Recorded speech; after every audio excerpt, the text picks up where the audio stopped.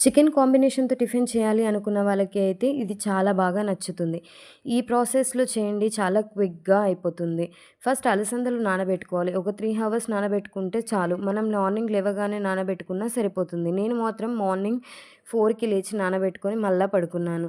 మెయిన్‌గా మెత్తగా పట్టుకోకుండా కొంచెం కచ్చా పచ్చగా మిక్సీ పట్టుకోవాలి. ఒక 6 పచ్చిమిర్చి, కొద్దిగా కరివేపాకు, కొత్తిమీర, సన్నగా తరుక్కున్న అల్లం, వెల్లుల్లి కూడా మిక్సీలో వేయాలి.